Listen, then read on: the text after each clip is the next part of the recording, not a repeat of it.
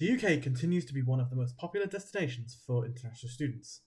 As of 2025, there are around 800,000 international students studying at UK universities, the majority of them being from outside of the EU.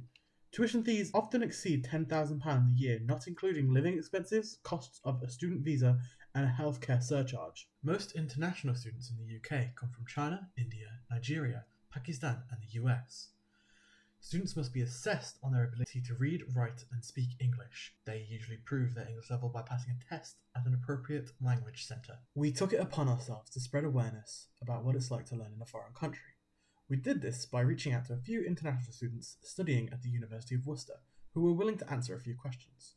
This is Education Away from Home. So could you introduce yourself to us? Hi, my name is Jana. I'm going by Jane and I'm from Czech Republic. My name is Christiana. I study dance and performance here at Worcester and I'm from Norway. So why did you come to study in the UK? I have two reasons. One of them is because when I was here for the first time with my primary school, I fell in love with the architecture and with the culture.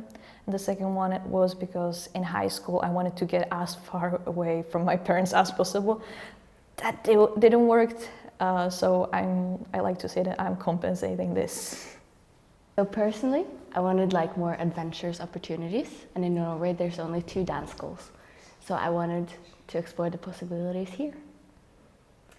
Is it easy to make friends here? I would say yeah, it is definitely easier than back at home where I'm from. And because people here are more open to the conversation.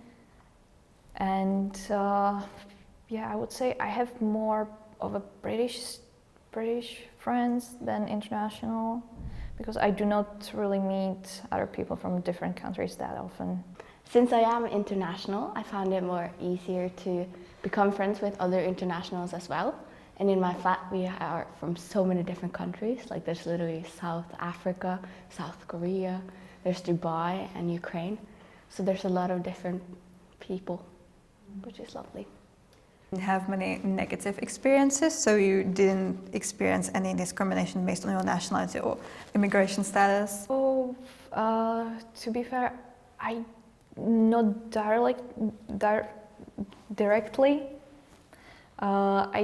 I feel like I've been looking for a part-time job quite a long time, and I feel like there is some kind of a discrimination when it comes to looking for part-time jobs here. Mm-hmm. So that's one of the few things that are not really as big, the direct discrimination into my face. Yeah, even though the student visa basically allows you to have a job like any other student would. Yeah. Some employers just don't pick you up because you're not British citizen. For me, I haven't experienced anything negative about me being from a different country. It's more positive, it creates opportunities for more conversations, I would say. So just it being something of interest to people, and my lecturers as well. They include it in our dance pieces, they make me talk in my language and stuff like that. So I feel like there's a lot of room for me to be from Norway as well, within my studies. Do you sometimes feel kind of alienated from your British peers, you didn't have the same experiences as they did when they were in school, so you kind of don't understand some of the things they're talking about, or do you? There are definitely some inside jokes that I do not get, and they do talk also a lot about the British TV shows, for kids. The good thing about them is when I ask them, they will try to explain to me, and I'm like, okay, yeah, I get it now. But to be fair, I felt that I didn't belong in my own country sometimes, so this is the least thing.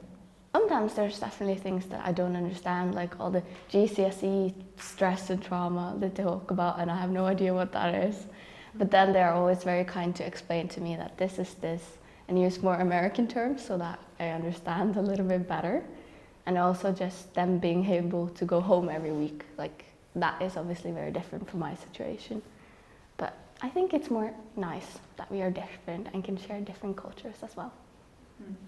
And what's a piece of advice that you would give to people maybe considering studying in the UK, like what they should be prepared for, maybe a tip that you've learned that's useful? So for me, something that was really important and that I would suggest for other people as well coming here is just getting involved in as much as possible. Actually reading your student emails, because there's so many fun opportunities and events. And yeah, there's just so many opportunities that you can take part of, like cooking classes for free, or international celebrations, like we did Chinese New Year. And they're fun, a friend from Japan, one from Spain. Like there's so much fun to take part of. So just being open and willing to try new things. Should they go for it?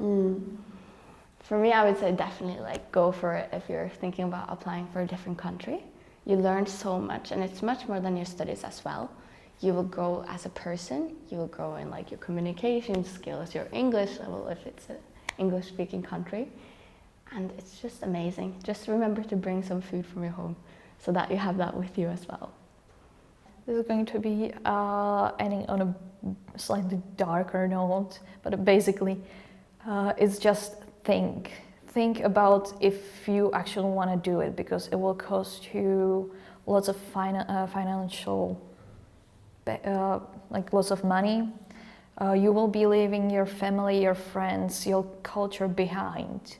So you need to actually think if you want to do it.